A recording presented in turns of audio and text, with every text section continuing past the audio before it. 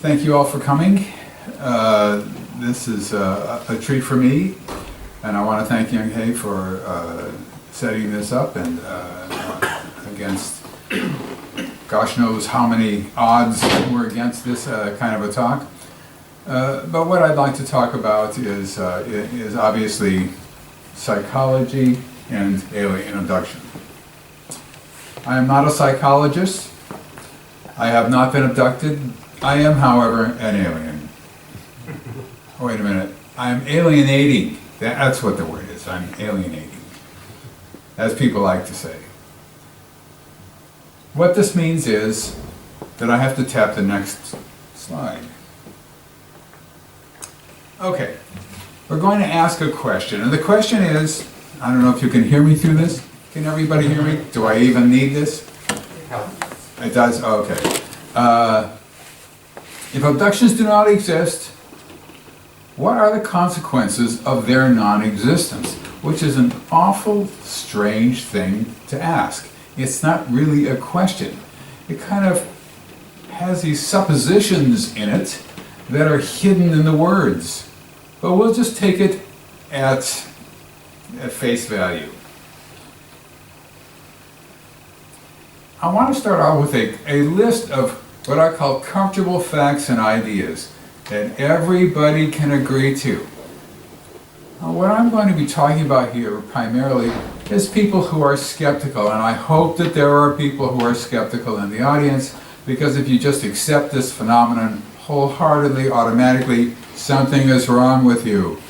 So you have to accept, you have to be skeptical. It is the normal and natural and responsible response, if I can use that word almost twice.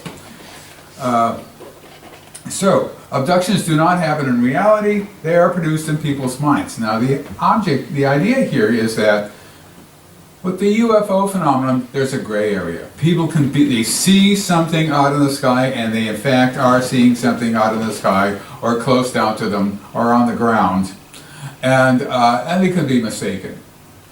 That's the gray area.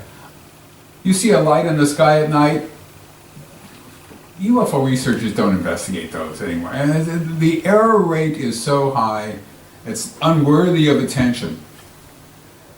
But the fact is that for all sightings, there's still a gray area. It could be a mistake. Natural phenomenon, man-made phenomenon, whatever. With abductions, it's happening or it's not.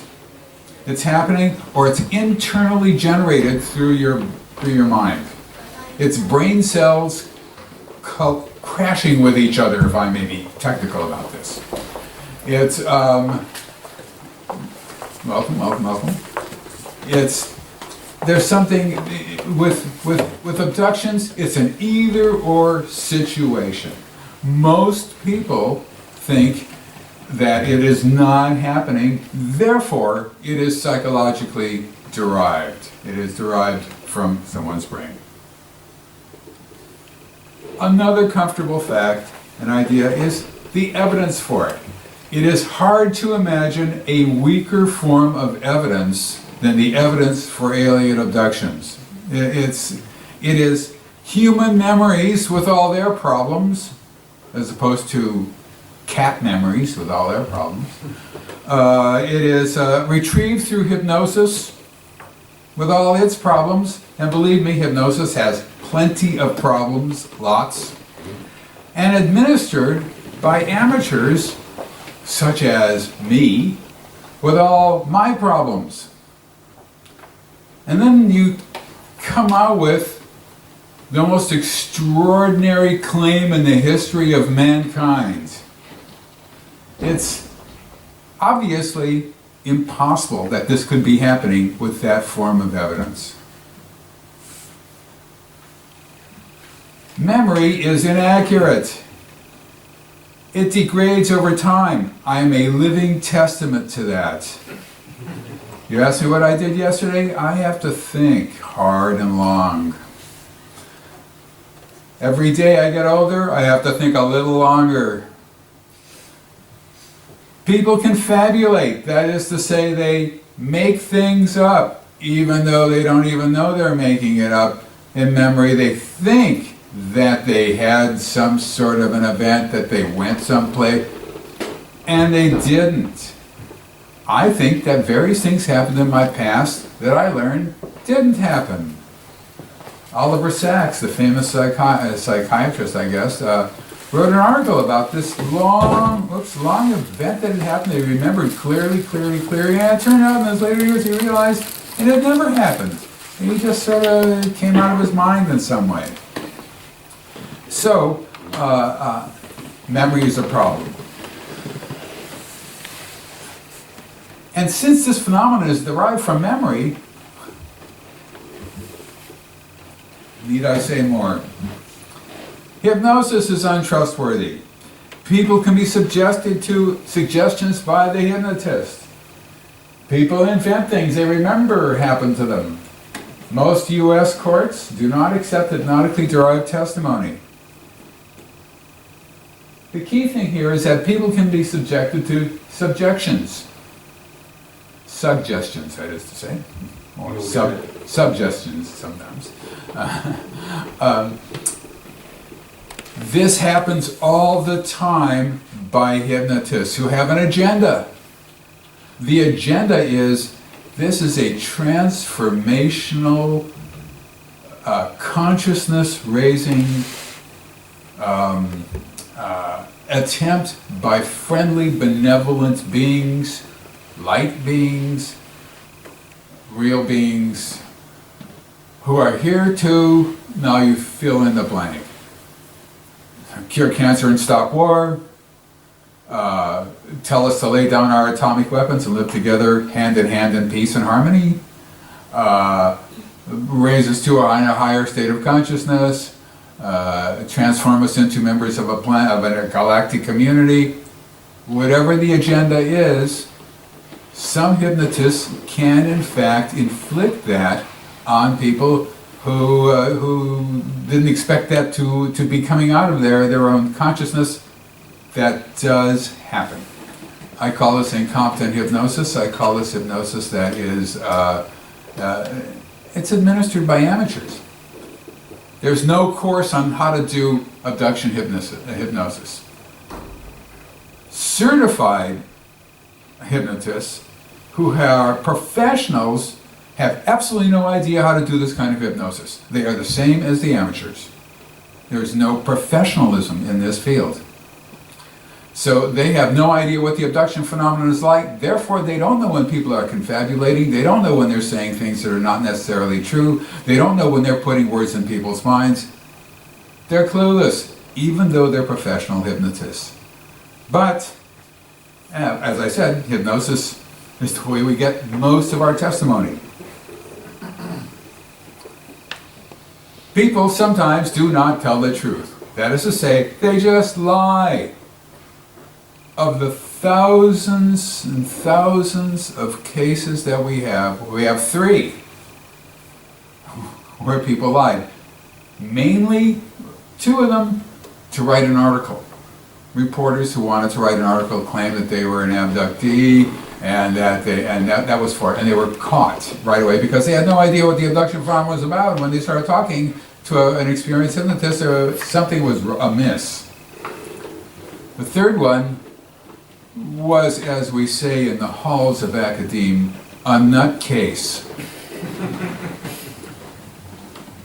who seemed to be a perfectly fine person.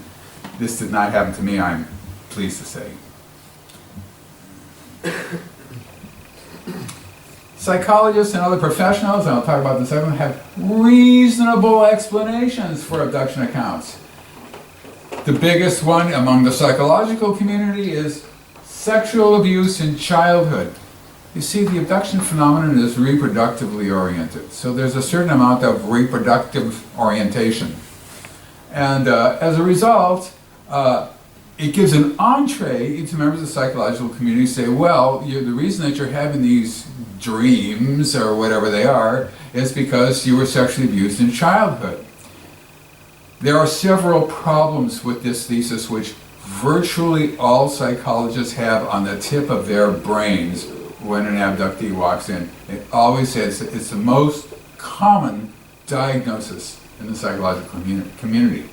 To the best of my knowledge, there has never been a single peer-reviewed article in a peer-reviewed journal that shows how this works, where a person who's sexually abused as a child then in some way has these fantasies that come out of having reproductive procedures done by aliens. That's very interesting. I would like to see how that works. I would be interested in that. There's no evidence for it whatsoever. This is in the zero, let's put it this way, the evidence-free zone. But it's fun to say because it sounds sort of psychological. You know what I mean? It kind of has that psychological ring to it. There's no proof of this whatsoever. The second most important criticism of the abduction phenomenon is sleep paralysis.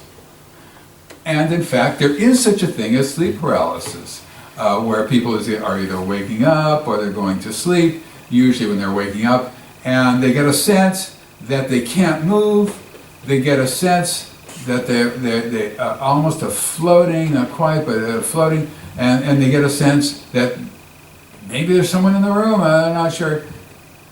Thus, the abduction phenomenon has been solved. This is very, very common today also. Those are the two major events that have happened. Diagnoses that have happened. Then there's popular culture osmosis. Well, people see a television show about aliens and then 35 years later, they think they're living it. And consequently, and this has been applied lots of times. Once again, there's no proof, number one, that the person ever saw that television show, which you'd think they'd have to, that would be a prerequisite for this diagnosis. But in fact, oftentimes people have seen it, and sometimes, and most of the time, 90% of the time, they haven't seen it. They don't know what the person's talking about.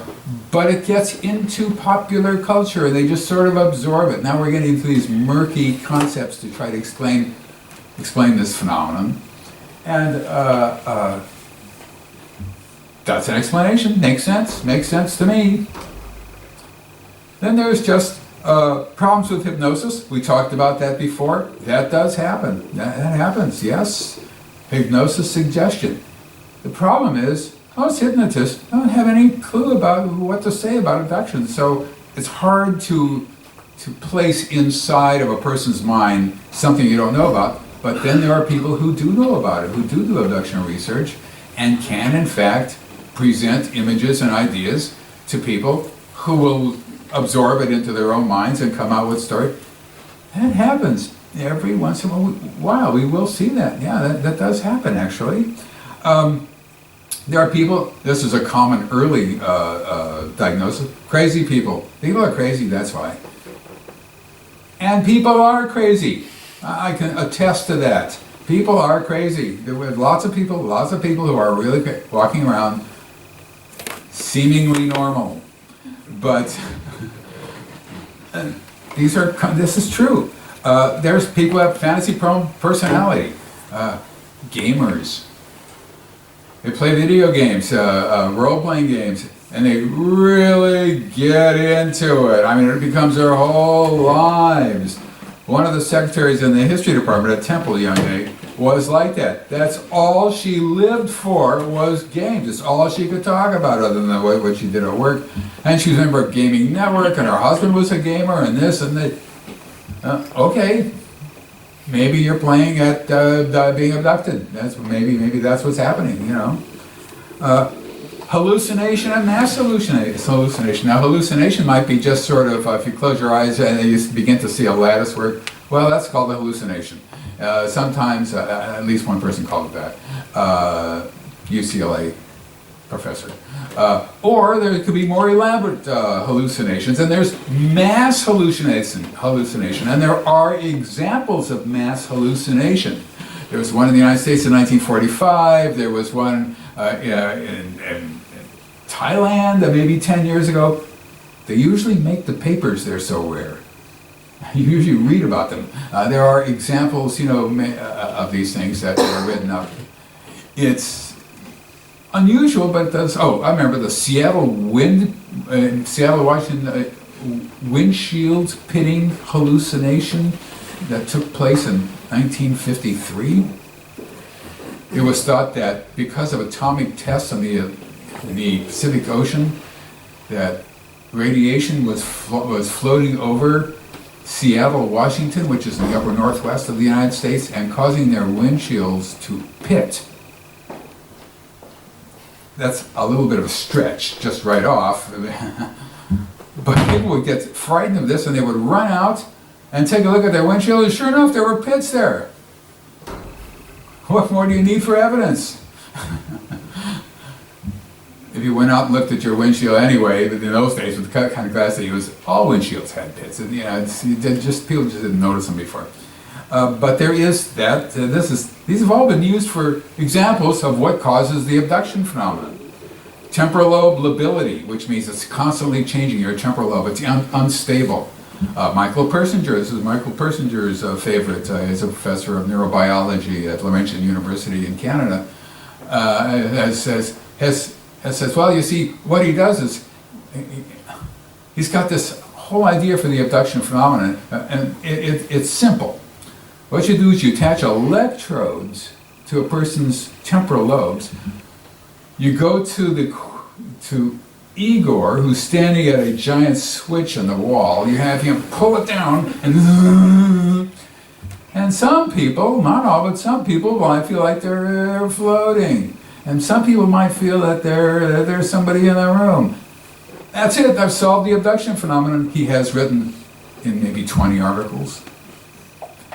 But he's able to transfer that to the real world.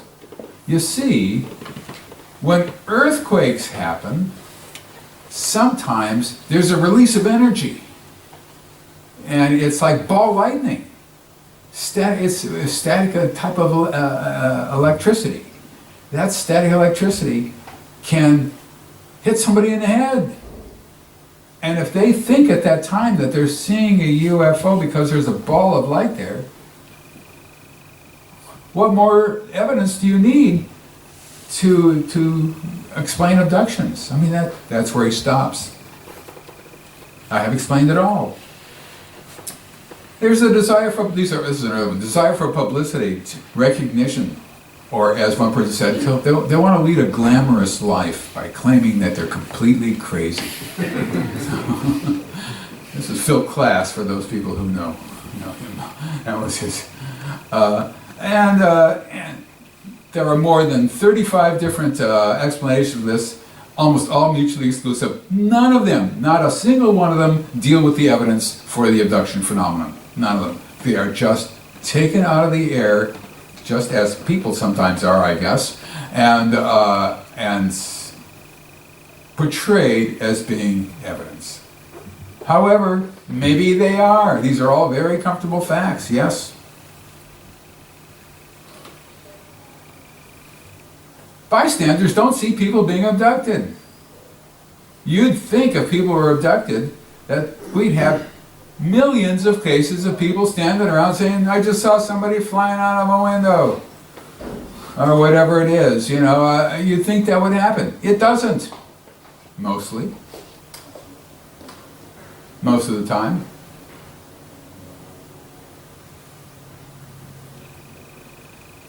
If aliens were here, they would land on the, usually in America we say the White House lawn. They'd land on 10 Downing Street, blocking traffic.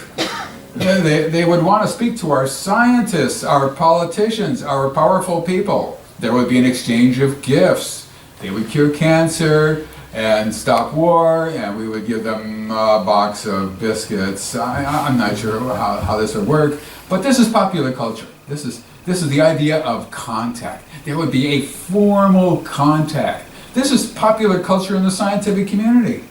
This is what they think might happen. There's no evidence for this at all. It's dreamed up. This is just stuff that's dreamed up. It has no merit in real world. But maybe it would happen that way. Not only that, but you can't get here from there. How many times have you heard this concept from scientists? This is a big universe. I don't know if you've noticed, but there are hundreds and hundreds of stars up there. And you can't get here from there. Traveling at the speed of light, even. It would take 5,000 years to get here from X galaxy or from X star, or 1,000 years or 100 years or whatever it is. You can't get here from there. And that's, for us, true. That is true. This is a fact for us. This is an absolute fact. Unless you decide on you're going to have hundreds of generations of people being born on. There are ways you can get around this.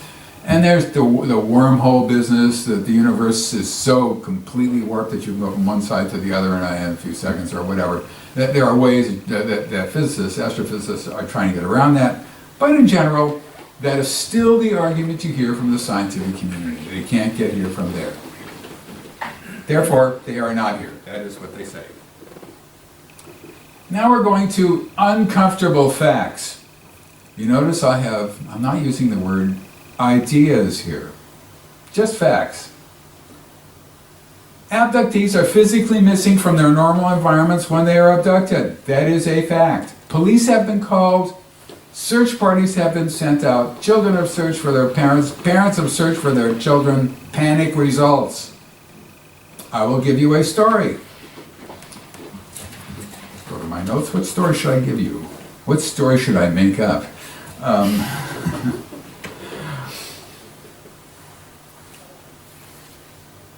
A woman who was an abductee she had a small child. She was the little girl was 4 years old or so. She was going out for the evening and had her sister come and babysit the daughter. So they're sitting there on a couch watching television, whereupon the sister gets an idea. I think I'll take a bath.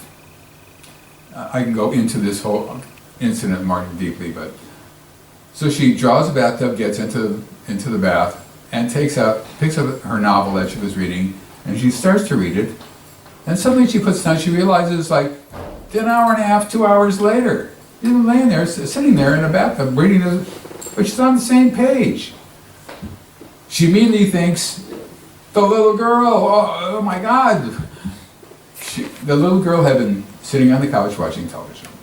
She jumps up, she grabs her clothes, she runs downstairs to the TV, where the TV was. Girl is gone, not on the couch.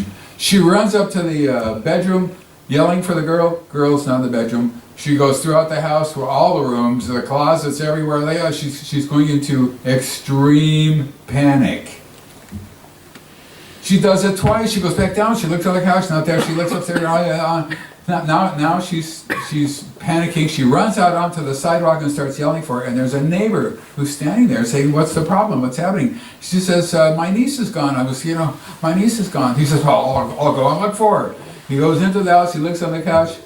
There she is, sleeping on the couch. This is abduction. This is what happens when people are abducted. This is not going to happen to anybody else on this earth. This is not possible. She wasn't on the couch. There would be no reason for this woman to run into the street in a panic. Simple as that. Another one,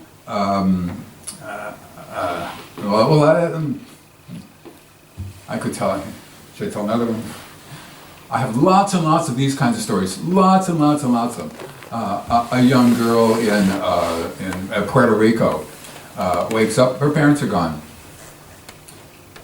Strike that. I have to remember how this was. Wakes up, her parents are gone. She's worried. Where is my mommy and daddy? Where are my mommy and daddy? She looks all over, mommy and daddy gone. She runs out of the house looking for them, closed door behind her, door locks. She goes running for the neighbors. The neighbors come, pound on the door, nobody's there. House is empty. They look in the windows, nobody's there. Everybody's concerned, everybody is worried. The next thing you know, Well, the mother or the father opens up the front door. What's happening? What's going on here? And it's not possible. See, I have starker images. This is typical stuff. This is typical of the problem where people are missing. They are missing. If they weren't missing, we'd know where they were. And I wouldn't be standing here talking to you. If they were down at a corner pub, kicking them back, and then telling the wife or the husband, oh, these aliens came down and picked me up, that's why. We'd know it. In other words, when people are missing, nobody sees them, ever. They are not seen by anyone. It's not like independent people come forward and say, I know this person. She said, or he said, they've been abducted 1,000,000 times and I've seen them during this time. That just is not part of the abduction phenomenon. People, when they come back, they have unusual marks and scars, bumps and bruises on their body that they don't know the origin of. They don't know where they come from. Now, let me just say, let's just say you have a 7-inch scar, this is an actual case, on your body, and you don't know where it came from. And your mother or your father doesn't know where you came from, where it came from. That is not possible. That's just not possible. What do you mean? You don't know where it came from. A scar is a trauma. You're going to have blood. Lots of it. It's going to cause a scar. It's not a cat scratch. You're going to have a scab. It's going to hurt. It's going to take a long time to form scar tissue. If you don't remember it, and it happened to you as a child or a baby, your parents are going to remember it. It's going to happen that way. In this situation, it doesn't happen that way. One day, I had a session with a woman. She was about 42 years old. She used to drive 700 miles to see me, filling me with guilt at the time, I must say. We did a session about what had happened to her, and she later became what would be called here an Anglican priest, an Episcopalian priest in the United States. And so the next day I was at my local Sainsbury, pushing a trolley, because I do all the shopping, and I'm going around a corner, and there she is, standing there. She usually goes home, she stays for lunch, she goes back down to Virginia. And I said, gosh, Jackie, what are you doing here? So I was just gobsmacked. And she said, well, I called your wife and she told me where you were. I wanted you to see something. I said, oh, okay. She says, look at this. And she shows me the area here in her hand, between her thumb and her forefinger, is a 1-inch long scar in it that wasn't there the day before. And she says, look at this. And then on her other hand, there's another 1-inch scar right there that wasn't there the day before. I saw her hands the day before, and they weren't there. I am telling you something that is biologically impossible. Biologically impossible. This cannot happen, and I have seen it happen. This is not possible. But it was. It was there.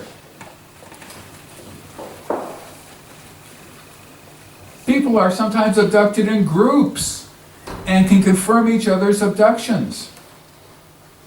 Groups. Once you say the word groups, and you don't mean groupers, the fish, when you say the word groups, all psychological diagnoses begin to crumble. They can, oftentimes they're family units, family groups. Maybe they got together, even the little kids, to lie about this for reasons that would be inconceivable. But they are abducted in groups. Here's an example of strangers. There's a woman who I worked with who was born in Pakistan.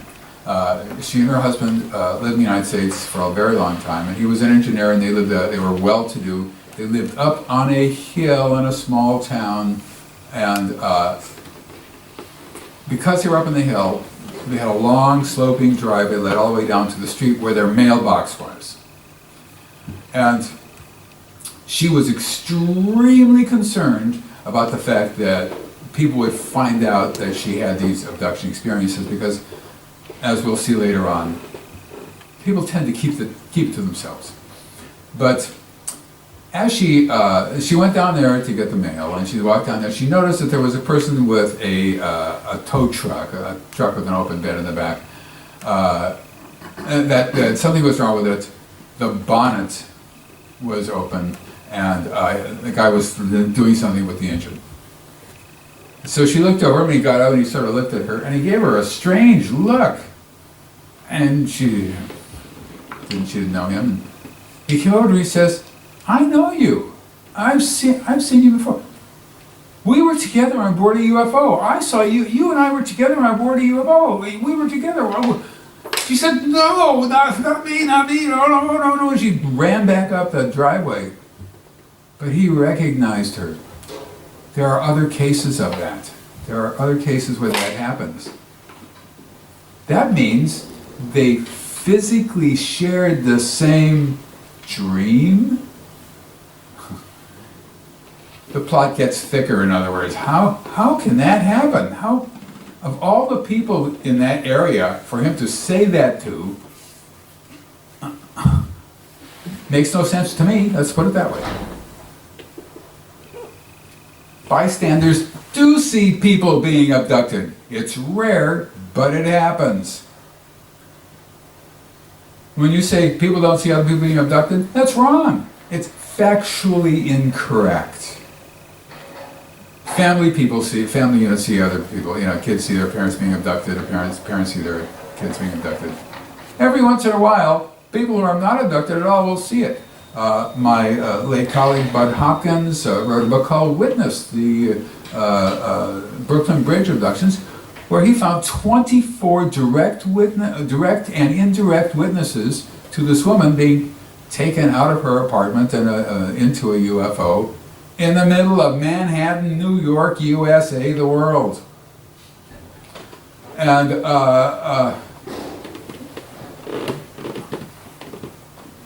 they stopped, all the cars were stopped on Brooklyn Bridge. Some of them thought they were seeing a Hollywood movie. Well, it's just a movie, although how they could do that, they didn't know. There was a UFO there, and it was these beings around this person coming right out of her apartment window. Lived in a high-rise, as they call it, near the Brooklyn Bridge. This does happen from time to time.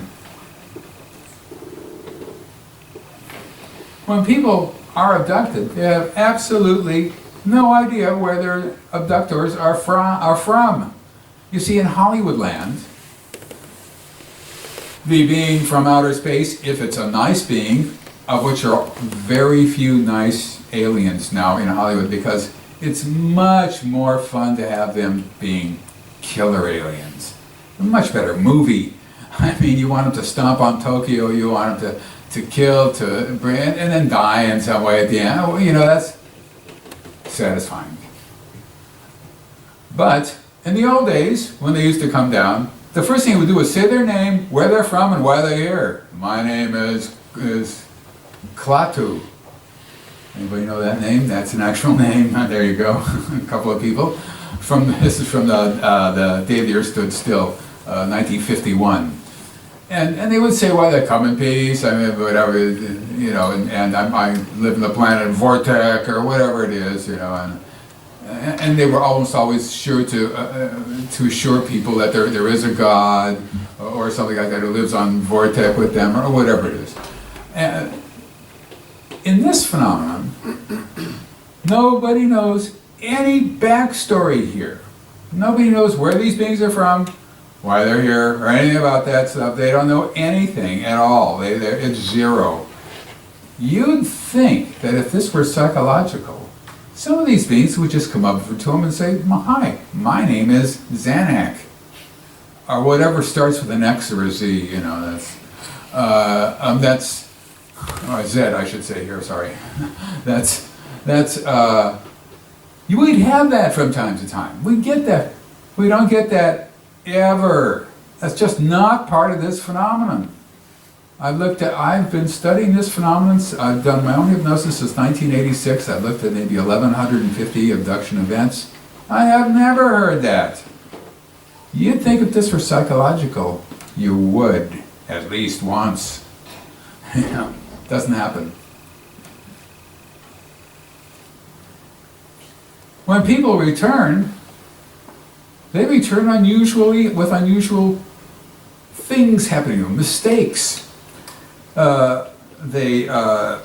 Sometimes they return with their clothes on inside out. Some articles of clothes might be on backwards, like their underwear, which is not something that I particularly like to do, except in special occasions. But there's no rhyme or reason. If they're asleep, they wake up, their pajamas are on inside out or on backwards. They say, "What? Did I get up in the middle of the night and take my pajamas off, then put them back on backwards? Did I do that?" Or the pajamas are at the foot of their bed. They return sometimes for an abduction and their watch is missing. What happened to my watch? Search all through the house, everywhere, here, there, and everywhere. Never find the watch ever again. Or a week later, 2 weeks later, find the watch in a prominent place, which they have looked at 100 times. But oftentimes, never get it back. Every once in a while, somebody will return wearing someone else's clothes. How would you like that to happen to you one day? Let's just say you go to bed, you wake up, and you're wearing somebody else's clothes. The mind cannot grasp that fact. Woman sends me a t-shirt once, the woman I worked with for a long time. She woke up, she had just bought a brand new, I don't know if they have this store here, Victoria's Secret, do they have this in England? It's a ladies' garment store, so to speak. Victoria's Secret, and she was wearing, this was the second time she'd worn this nightgown, and she was very pleased with it. And she came back wearing a t-shirt, and it said, I think it was 13th Annual Tagora Marathon. This woman does not run, that's all I can tell you. She does not run, nor has she ever been to Japan, where Tagora is, about 150 miles northeast of Tokyo. And she never got her Victoria's Secret gown back. That was it. Gone. She mailed me the t-shirt. I mailed it to Bud Hopkins. Had it somewhere. Sometimes there are other mistakes. If they're abducted from an automobile, they're sometimes returned to the wrong side of the road. Now here in England that might be easy for Americans, but if you're in the United States, you get returned to the wrong side of the road, the adrenaline starts pumping immediately. You know, you're, oh my God, what has happened? I must have fallen asleep, jumped over the fence separating the road and the median strip without waking up as the car hit the fence and pounded to the other road and now has straightened itself out and is heading directly towards traffic, and now I'm waking up. Sounds logical to me. Or sometimes I return to an area and I know where they are. Where the hell am I? And they're miles away from where they should have been. It's not like they made the wrong turn. And you just think, oh God, isn't this the place where I'm supposed to go? And you just keep going, and then you realize I'm lost. This is different. They were driving on the regular side of the road, everything was fine, and the next thing you know, they're miles away. They don't remember going off the street or not. I mean, they don't remember it, period. They didn't go off the street. People are returned to homes that are locked from within with what we call deadbolt locks. You have to use a key to lock from inside. You can't get in. One woman found herself in her back area near her patio. All the doors were locked from inside. She found a baseball bat, a cricket club, a baseball bat there, and had to break one of the patio doors to get back in. Coming back from what she said was an abduction. The question is, how did she get out of that house if all the doors were locked inside? This happens to children quite often. The parents cannot understand how the child got outside of the house. All the doors are locked. How did that happen? Happened to a guy in a dormitory at a college. This was Eastern College, which was a Baptist university actually, in Philadelphia. He was asleep, woke up, he was in the bushes with his underpants on, and he had to work his way up without anybody seeing him. It was a co-educational dorm, and go up in the elevator up to the 8th floor, or wherever his room was, and then pound on his door so his roommate would open up and say, "What the hell are you doing out there?" And the door is locked from the inside. These people are not sleepwalkers. This is a whole different world.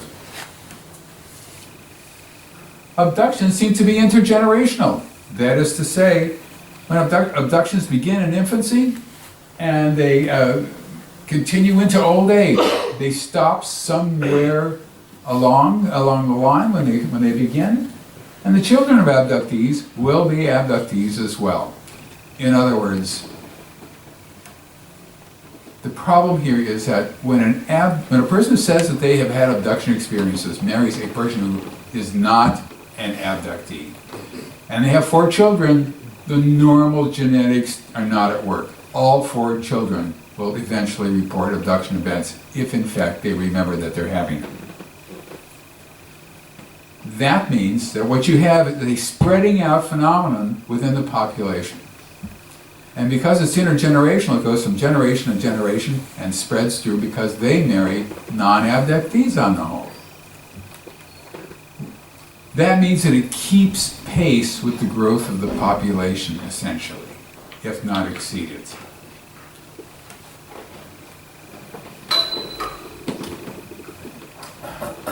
My colleague and I, Bud Hopkins, in 1991, oh my goodness gracious, I haven't even come to the beginning slide yet. My colleague and I conducted, along with the sociologist Ron Westrom, a poll of almost 6,000 people in 2,000 person scientifically determined sweeps through the United States, all above the age of 18, with a margin of error of only 1.4% to find out how many people were abductees. We could not ask that question, and we did not ask that question, but we had a series of questions that we could ask where abductees were answering yes to in the 80th percentile and above, and non-abductees were answering no to in the 80th percentile or above. And so that these questions were pre-tested and honed down. Answering one of 10 questions would have meant that they were abductees. We got with 6,000 people in a face-to-face, clipboard in hand poll that they don't do anymore. And in an omnibus poll, that is to say, they had to ask other questions too to make this worthwhile for them to do. But all the other questions that were asked from other organizations were political or sociological questions as opposed to advertising questions. So that people who were answering these questions knew that this was a serious poll. And the numbers were extremely high. They were 7%, 10%. It was horrible. We couldn't go through with them. We couldn't go public with them. So we became rigidly conservative. We divided top questions and bottom questions, the most influential questions and the least influential questions into those two halves, top and bottom. Answering yes to any one of them could have meant abduction activity. You had to answer yes to at least 4 out of the 5 top questions. If you didn't, you were dropped from the poll. You could have therefore answered yes to like 7 of them or 8 of them or whatever it was and be dropped from the poll. We got the number down to 2%, which is crazy because 2% of 330 million people is, I don't do higher math, but I think it's around 6 million people or more. But we knew that already by 1991, thousands of people, thousands and thousands of people had contacted me and my colleagues about what might have been their abduction experiences. You have to examine each one to see whether or not, which is why you can't really tell we're estimating. But it is far more common than any of us had ever imagined before we conducted those polls. There's something called the Minnesota Multiphasic Personality Inventory Test, which can detect people who have serious mental problems. Abductees have been taken to them. They seem to be normal people with a higher degree of wariness. They might be more concerned about who's going to get them, for example. That was done some years back. There are people who are crazy, who are, I may use that term, who are abducted. It mirrors the population. It mirrors the population. There's nothing unique about abductees. They don't have special attributes or special qualities. People say, well, right now, abductees have Rh negative blood. The answer is no. That's the answer. Next. Memory degradation. The problem here is I have examined many abductees, as the sign says right here, with events that took place days or hours before even, where memory is really good. It hasn't degraded since they were 6 years old. Do a session when they're 6. I don't like to do that because I know memory is not complete. It's very difficult. But I have done that. And as I said, even hours before. Memory has nothing to do with it in that regard.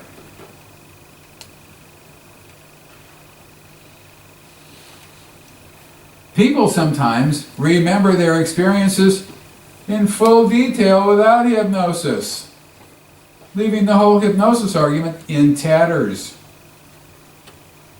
It is the majority of people who don't remember it and have to have hypnosis, that is true. But lots of people remember bits and pieces of abductions or whole abduction activities without hypnosis. That is a fact.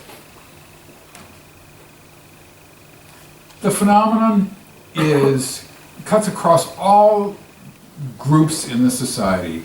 What do I have here? The economic, educational, intellectual, racial, ethnic, national, religious, political, geographic. It doesn't matter. It is global. It goes all around the world.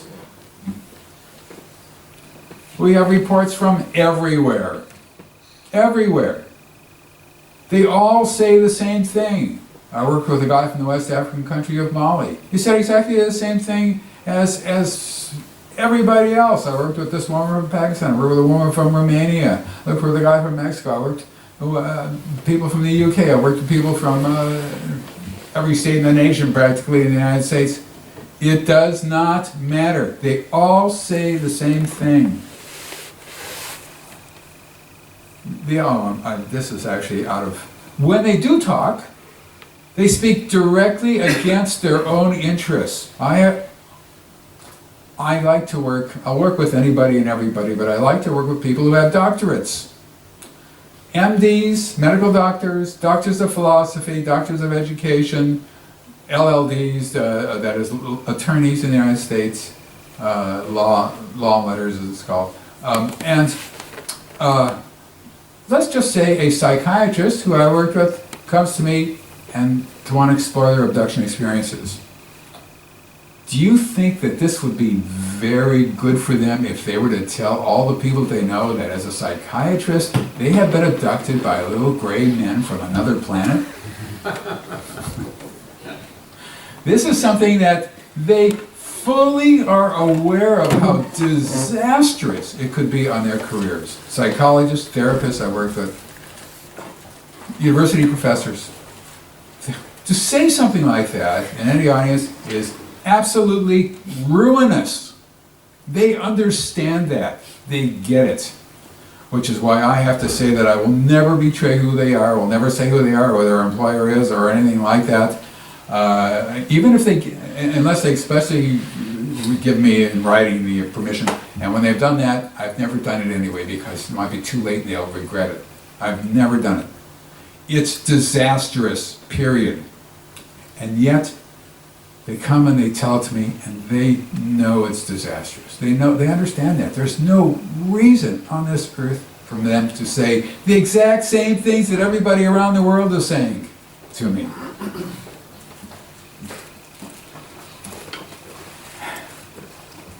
So, let me just go on. Next one, I'm getting delayed. People describe events that make their stories sound fallacious. They understand that. Here's a simple, easy example. When I first began to do this research in '86, by 1987, it took me about 6 months to understand that I had no idea what I was doing. And it took me 6 months to figure that out. Anyway, and when I finally did, I began to put controls in place and so forth so that I could control the situation a lot more. And remember, I know what confabulation was. I know when people were veering off into dreamland and that sort of stuff, it made no sense. And once I put controls into place, like asking deliberately misleading questions, for example, in very subtle ways to see whether they're going to go for it or not, that seem perfectly logical but aren't, and repeating something that they said they'll tell me 2 hours worth of material, and I'll repeat it back to them and get something wrong. A really minor thing to see if they notice it because they just made it up, and they catch on. No, I turned left here, not right. I turned left. And then things like that. There's all sorts of other ways of doing it. And that actually helped me. The point is, though, that one time I'm doing a session with this woman, and she says these beings are in my room. This is a night one. Beings are in my room, and we're walking towards the window. And there's a light coming in the window. We're going out of the window, and I'm flying, going up. Hey, whoa, wait a minute. Let me back you up a little bit. Now you're bringing you towards the windows, all right? Yes. Do you open the window? No, I don't open the window. Do they open the window? No, they don't open the window. Does the window open by itself in some psychokinetic way, whatever? No, they say, I think I'm floating right through the closed window.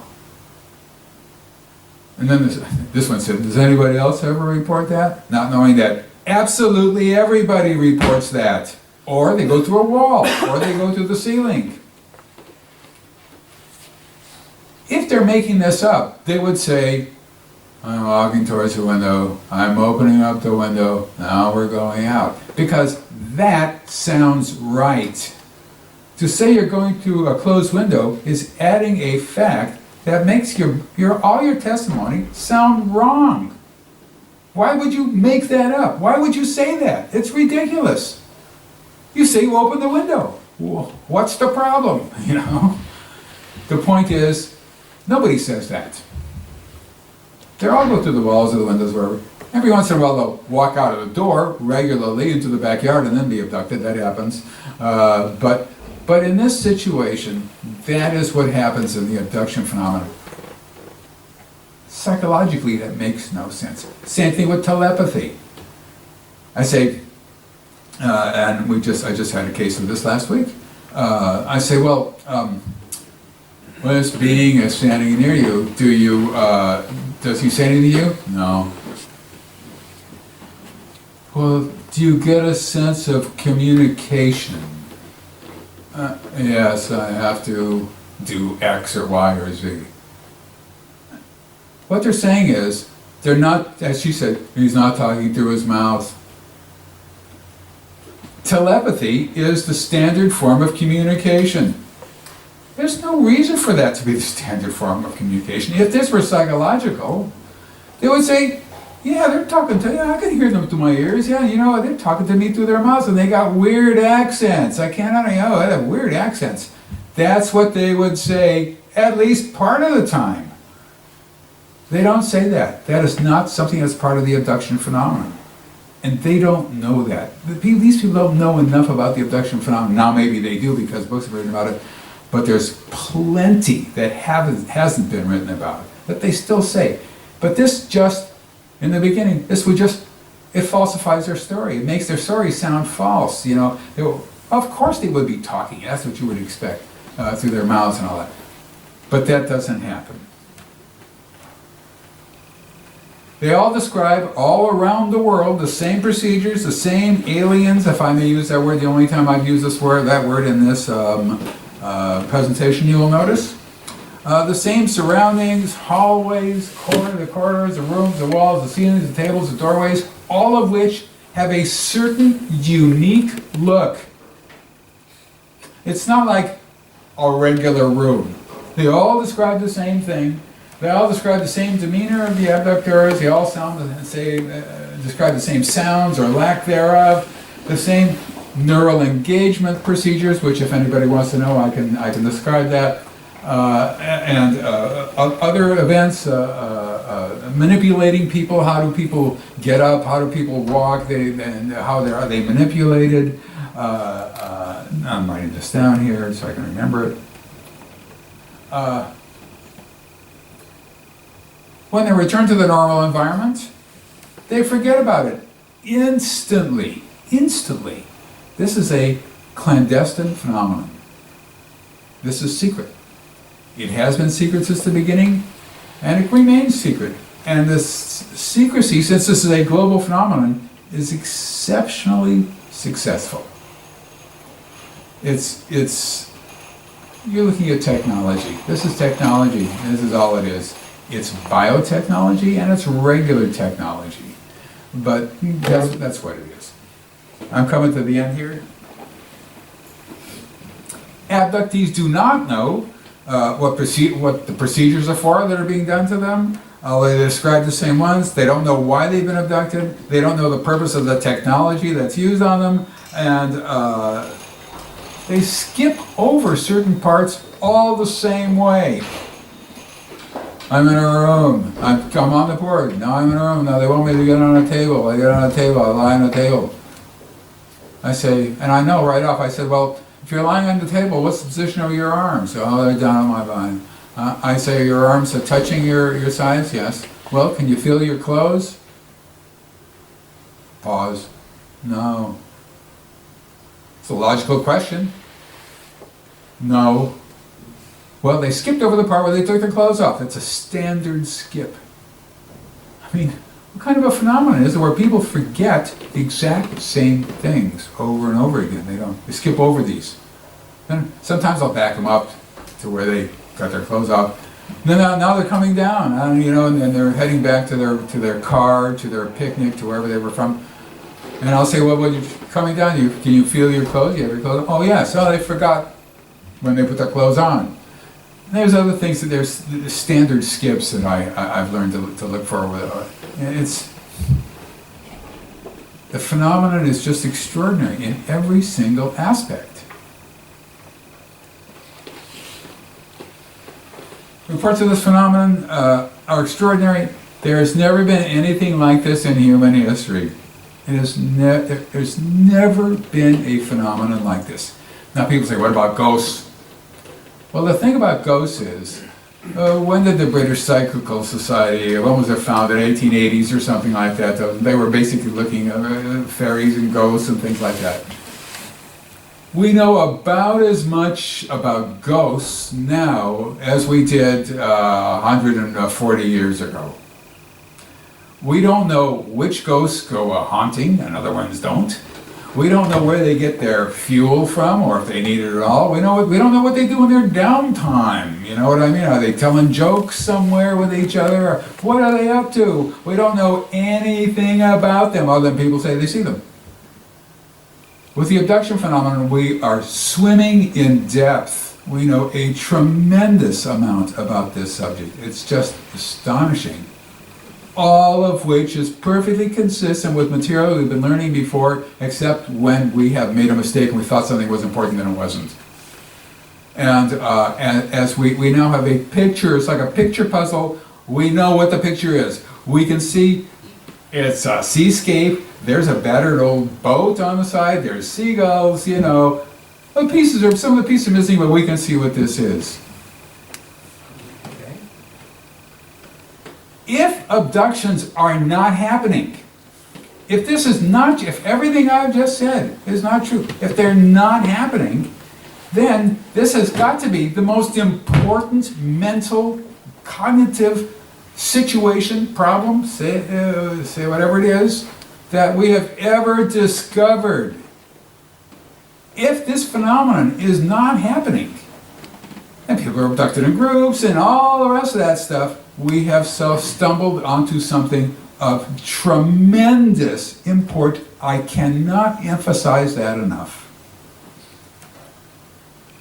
Therefore, one would assume that social scientists, neurologists, neurobiologists, or even neobiologists, and others in the academic and scientific community would be wrestling each other, tumbling over each other to be first in line to study this subject.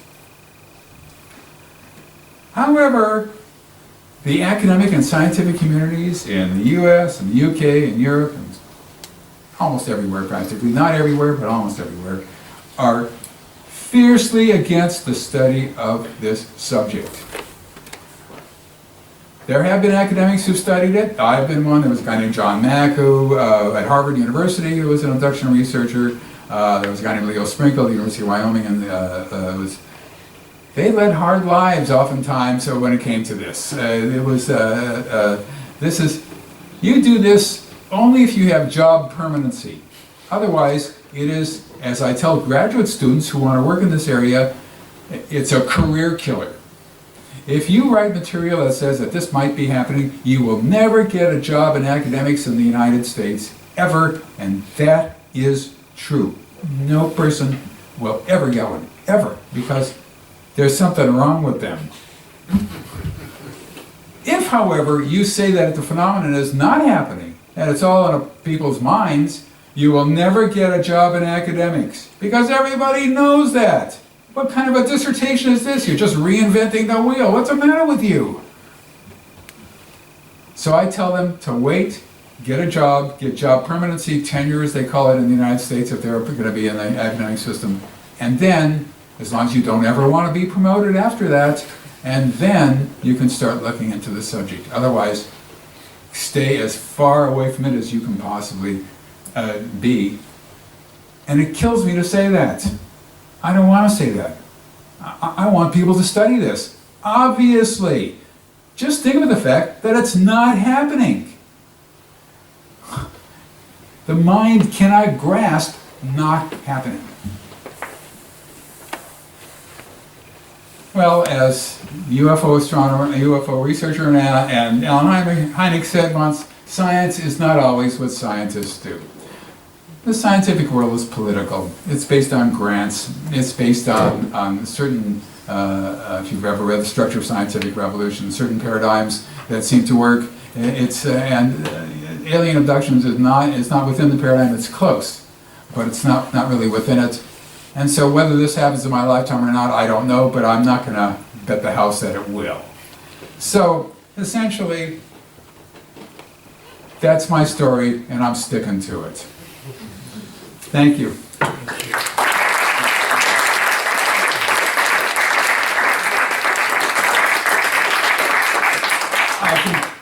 I was told I can take some questions and answers, if I have some other slides to show if we ever can dig them out, if anybody ever wants to see some actual drawings by abductees and all that. But let's take some Q&A first. Yes, sir. Thanks for entertaining talk. Well, I think we all know that human beings feel the need to have some kind of myth as an aspect with myth, yes. Their perception of reality. What does anybody think about that, whether they're psychologists, psychiatrists, neurologists? What do they think about the role of human beings' need for mythology in this phenomenon? The question is, what about the need for myth, folklore, mythology in this phenomenon, and in some way the myth impels them, psychiatrists and psychologists say they were abducted by aliens. This actually, Carl Sagan, a American scientist, okay, well he talked about that. There's a folklorist named Thomas E. Bullard, his PhD in folklore. He's looked at the concept of myth and abductions, and he finds some parallels here and there, but basically he says it's not related. Why? Because because what is being described here is so unique, it is so different than anything else, and it's so against a person's own life and well-being. That is to say, when people come to me, they hope against hope that I can get it to stop. They don't want this to happen. They live in fear of it. Might that indicate some form of recognised mental disability? Do they have some kind of mental anguish that they would do? Sometimes they do, yeah. Sometimes they do. There's no doubt about that. They do have a form of mental anguish that they wish to get rid of. Those are the ones who I tend to see. In fact, people who are just curious, I don't usually see them because they're leading a normal life. Everything is fine. I'm not going to disrupt it. But people who remember things, they remember lots of things, and who come to me, they fear for themselves. They fear for their children. The problem is the children oftentimes are already talking about, as one little kid called it, the Eggman coming into his room at night, you know, and the mother says, or the father says, oh, it's just a dream. It'll go just wait. Dream, but it doesn't go away. It continues to happen, it's a situation where people hope. They think when they come to me, they hope they're crazy. They hope that it's not there. That they can live with being nuts. You know. Then they find out that they're not crazy, that they're not nuts, and the question then is, I ask them after a while, is it better to know or not to know? It's close. They say, on the whole, it's better to know. But in fact, some of them say, maybe I shouldn't have looked at this. It continues on after we work together. It doesn't stop. It doesn't seem to have anything to do with having some sort of gigantic myth in one's mind that is the same as everywhere else in the world, which means that you have a kind of collective unconscious in Mali that is tapping into the collective unconscious in London, that is tapping into the collective unconscious in Philadelphia. At that point, you're not in the scientific world. you're in a sort of a never land. Although it's fun to think that, and I know that Carl was a guy who I knew and who just refused to look at the subject. He would not confront it. I can well imagine. My colleague Bud Hopkins said, look at, they met together in the back of a television show. It's called, in a room, the Green Room it's called, where you go in before you go on stage. You're on a television show together. And they started talking, and Hopkins said, look at, if I ever find an abduction event or an abductee near your home in Ithaca, New York, near Cornell, would you like to investigate it with me? He said, yes, that would be fine. A couple of months later, he did find one in Ithaca. And so he wrote to Carl, and Carl said he just didn't have the time to examine rumor-based material, rumors.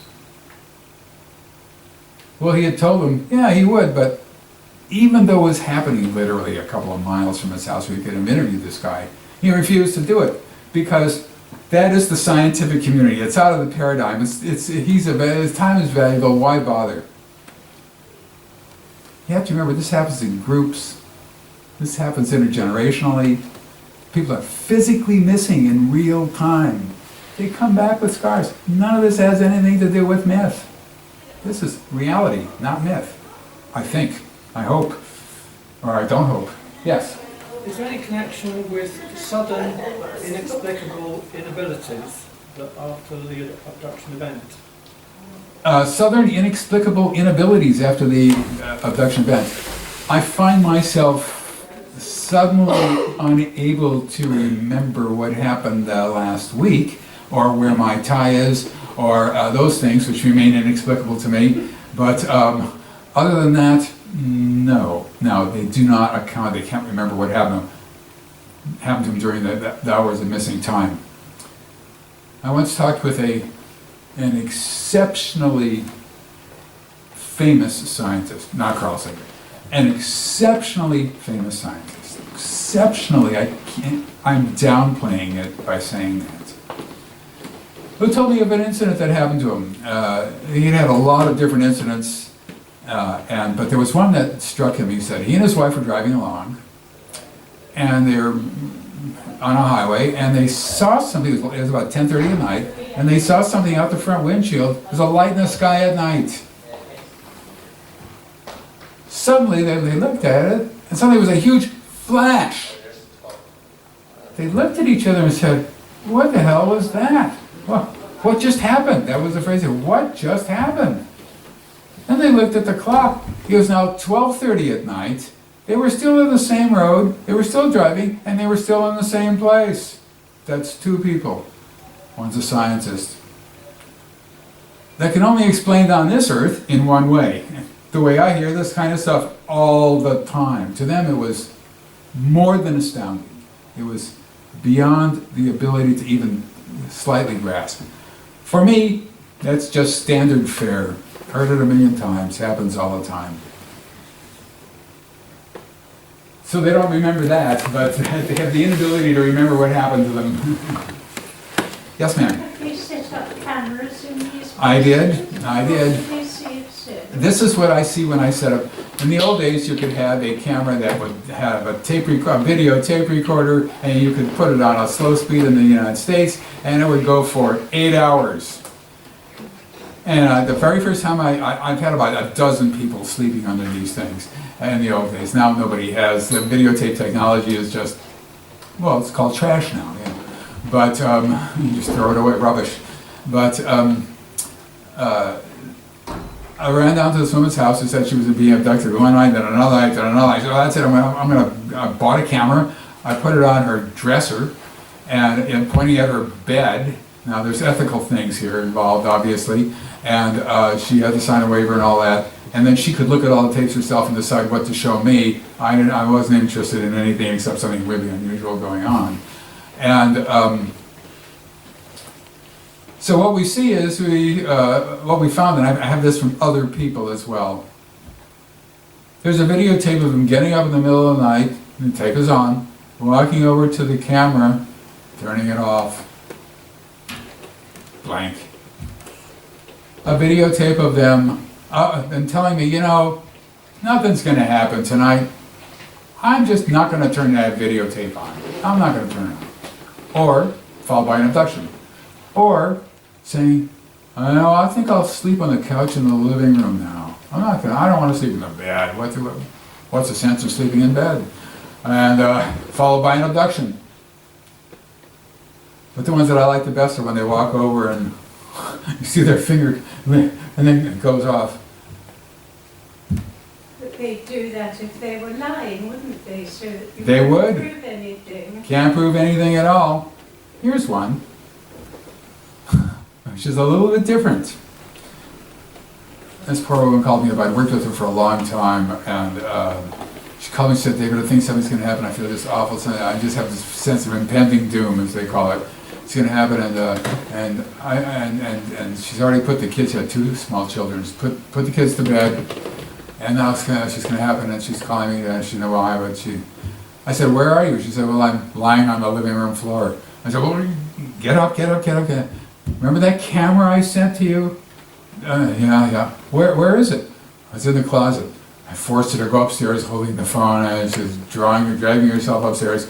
Open the closet door, get out the box that the camera's in, never been taken out, set the damn thing up, pointed it on her, towards her bed, and get into bed. She's talking to me the whole time. I have this on tape and on audio tape.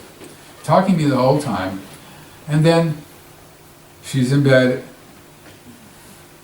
She would use long shoelaces to try to prevent abductions and tie it to her wrist and tie it to the bedpost, hoping that would stop what was going on. The next thing I know, I'm watching her sleep, and she gets up, unties herself, walks over, turns it off. The next split second, because it started, it was started again, then it starts at the point when it was turned off. So a split second later, there she is asleep in bed. Now the question is, who turned it on? Because if she had turned it on, we would see her pulling away, walking to the bed, pulling over the covers, getting into the bed, covering herself up, going to sleep. That's what we would see. That's not on the tape. These beings turned it on, so everything was fine.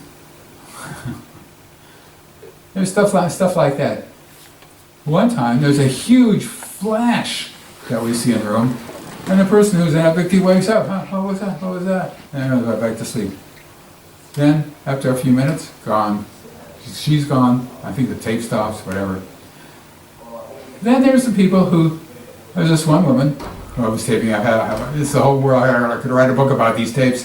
One is on a tape, and the tape is still on. She sees a bluish light coming into her window, and she knows that she had to go the other way and downstairs, followed by an abduction. Then she comes back and she realizes that the tape has been taping an empty bed, which is all I wanted to see, really. An empty bed. And that was bad. So she took the tape and a hammer and she pounded the hell out of that tape into 1,000 smithereens. And she felt better.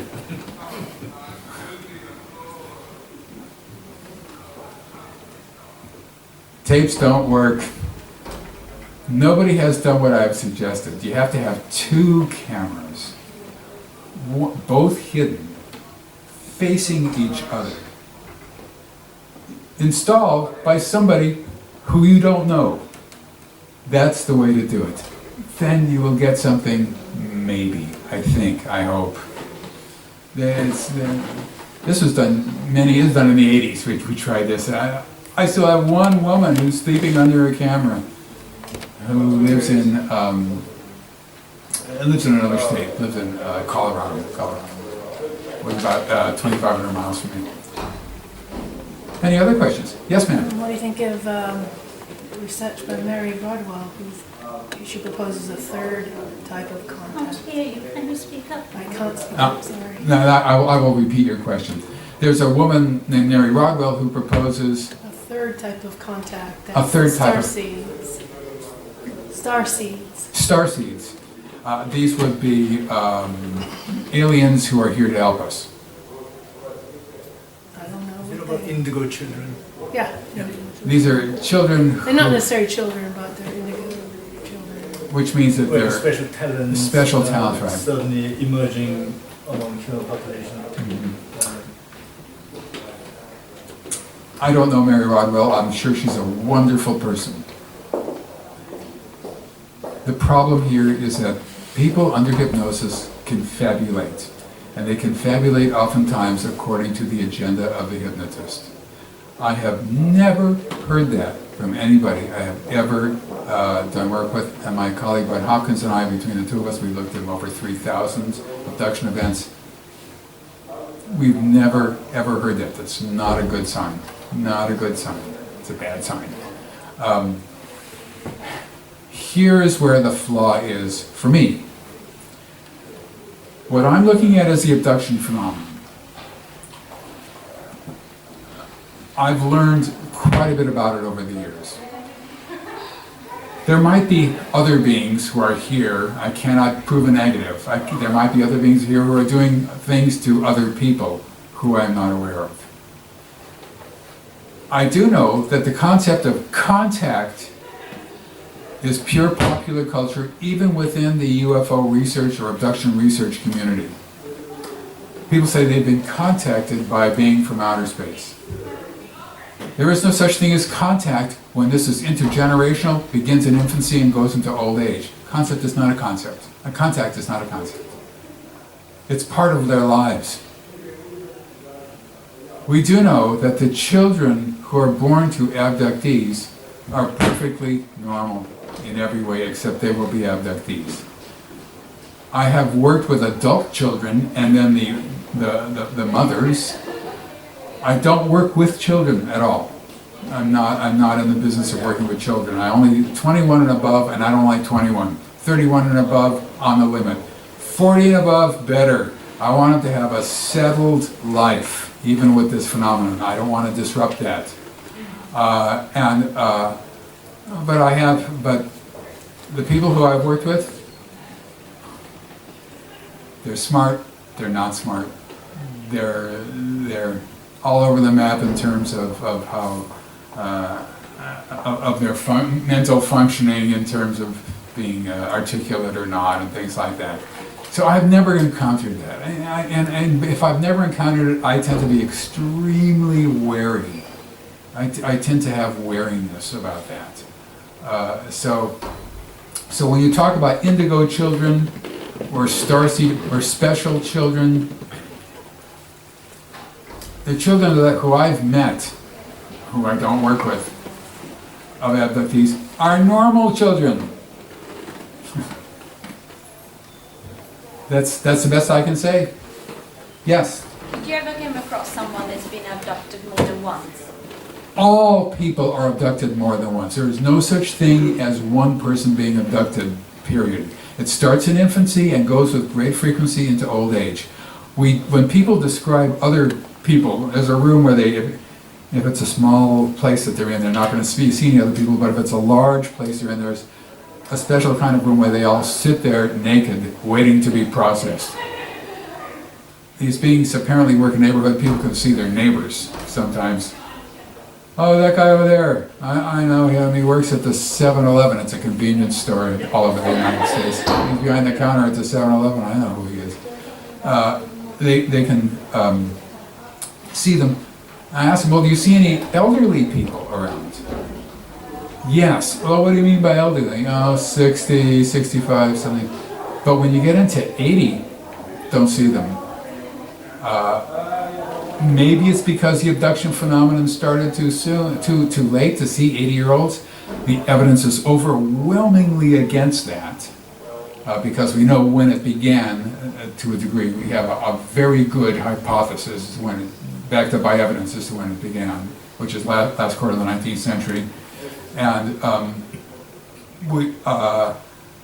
but it might be that their usefulness in the program is over at a certain point. We don't see blind people who, I want to talk to you about one last thing. Blind people who are abducted, people who have severe physical challenges, as they say in the United States, cerebral palsy, wheelchair people. We don't see that either. It's just not reported to us. People with diseases, sometimes I had a woman who's an abductee who had scleroderma, which is a sort of hardening of the skin, something you don't want to have. There's two kinds. She obviously had the light kind of, which was not life endangering, but she was an abductee. So the answer is, they're abducted all the time. It is amazing how much frequency they're abducted with. It's staggering. I won't even tell you. That's how staggering it is. Yes? You mentioned a lot about the hypnotist influencing Right. the reportee. Absolutely. How can you be sure that you haven't, throughout your study of thousands of people, influenced? How can I be sure that because what I've learned a technique that is revolutionary. It's called being chronological and logical. You start from the A and you go slowly and carefully to B and then to C, and when they describe what's going on, then you can say the words after you've asked questions about what they have just said. Then you go to what happened next. I'm walking down a hallway. Oh. Is it bright in the hallway? Is it dim in the hallway? How wide is the hallway? Are you walking fast or slow? Are you walking alone or not alone? You can ask questions like that. What happens next? Oh, we're going into another room. Oh, is it bright in that room? Is it dim? Is it a large room? What do you see in that room? This is logical and chronological. You don't inject anything into you're just following along with what they say. They direct you as to what questions you can ask. There are skips, and I'm allowing myself to back them up to see when they got their clothes off, or see what room they missed, or stuff like that. But we know that there are huge areas that are red flag areas. The problem is telepathy. When you hear the phrase, the aliens told me, that's the time to be not just careful, but maybe even not even to listen. Because the question you asked, that I asked many years ago, is what do you mean by telepathy? Are you hearing words? Syntax? Are you hearing impressions? That you just know that you have to do something. The first sense I had was that they were hearing impressions and their mind just converted to words so they can understand what they're saying. But having done, as I said, hundreds and hundreds and hundreds of these, I now think that they're hearing words, sentences, syntax. If that's the case, or if any of it is the case, what is to prevent people from hearing their own thoughts and thinking that they're coming from the outside and then telling you, well, the aliens told me that blah, blah, blah, blah, blah, blah, blah, blah. The answer is nothing prevents that at all. They do it all the time. It's up to me to understand what's happening. And you get enough experience and you do, and you understand, oh, well, that's interesting. Now let's just say they tell me something I've never heard before. I've never heard this. I'm going to put this aside and wait for other people to repeat the same thing who are unaware of this testimony. And if nobody else ever repeats it, it isn't evidence. There are some exceptions to that. Some people I've worked with for decades, and they're extremely careful in what they know the root. They're extremely careful in what they say. And they'll say to me sometimes, I don't know whether I'm hearing this from them or I'm just making this up. I can't tell you that exactly, David. And then they'll go ahead and tell me what it is. But they're giving me this caveat, this beware. Because they know the problems themselves. They've been with me long enough to know the problems. So you want to be logical and chronological. I can't tell you how difficult that has been for people. I don't know why. But here, when I first started doing this story, in the very first session I ever did, very first one, numero uno, this woman tells me, and I was thrilled and nervous that this was going to happen. An abductee was going to come to my house, and I was going to boil her brain in some way. I was going to do it. And it was, and I was so nervous, I wrote out an induction on a 5x3 card, and I put it in a palm of my hand so that she wouldn't see it, and I sat behind her a little bit, her head, while she lay on a couch, and I had a little tape recorder there with a condenser mic and all that. And I read this thing out as if I was a pro doing it all the time, And she was a channeler. Channeling, in my scientific method of thinking, is basically one part of the brain gets in touch with another part of the brain and interprets it as coming from somewhere up high. Channeling goes back probably to the Greeks. The Oracle of Delphi, where a special priest could only communicate with the Oracle and tell the king what day to start a war, or whatever it was. And I won't go into the history of channeling, but it's one of the oldest forms of psychic phenomenon. There's a whole, people used to channel dead people mainly, get in touch with then eventually they got in touch with spirits of people. Then eventually they got in touch with spirits who lived in the ether and not here. Then as the time went, as years went on, they got in touch with alien spirits. Then eventually just aliens. And so we have a lot of experience with channeling. It's not good. It does not give us any information about the abduction phenomenon. Let's put it that way, any whatsoever. So she was a channeler. She offered seminars on people for people on how to do channeling. She was heavily into it. So I read this thing off. She goes into a quote trance, which is really just relaxed and focused situation. And she tells me the following story. We had agreed we would look at a story when she was a young child. I think she was 6 or 7 or something like that. She remembered looking on the ground, looking at a buttercup flower, whatever it was. She was with a friend. Somebody grabbed her around the waist, took her up into this object. That's what she remembered, a few other things. So she's in the park. She's looking down. I'm taping this thing. Everything is wonderful. She goes into the. She Suddenly, somebody's feeling her, lifting her up, takes her into this room, removes her clothes, puts her on a table. The guy is wearing a page boy haircut. I'm thinking, huh? But, all right, okay, what do I know? It's the very first session I ever did.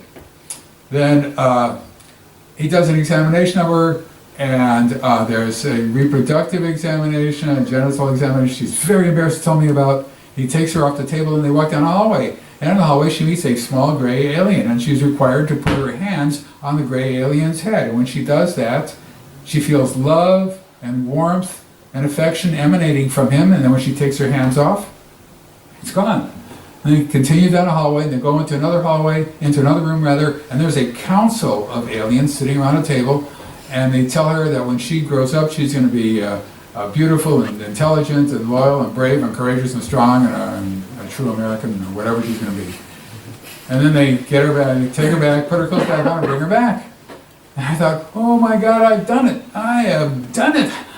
I've done hypnosis with an abductee, and I've got this whole story. I was like astounded. It worked. It was amazing. It was sensational. And that night, I went upstairs to transcribe everything onto my, for you computer buffs here, 8088 dual floppy computer.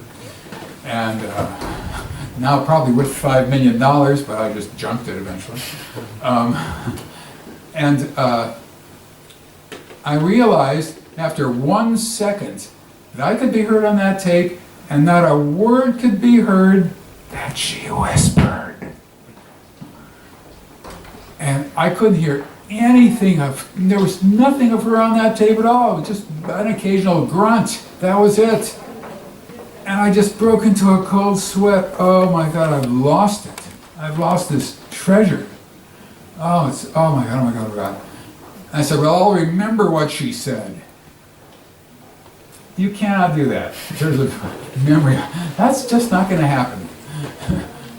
So she came to me for another session, and several months went by, and I said, Melissa, remember that first session that we did? I had a little trouble with the tape recorder, and I felt like an idiot saying that. I said, can we do that one again? She said, oh, sure. She's looking at a buttercup. By this time, I learned to put a microphone on her or next to her, and not. She's looking at a buttercup. She feels the hands on her. She's taking a page boy haircut. She had a name for him, as a matter of fact, Cosmo.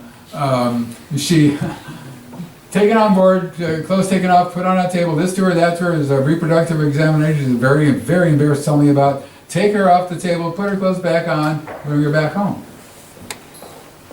I said, Melissa, remember last time you talked about how you walked down a hallway and you put your hands out on this alien's head?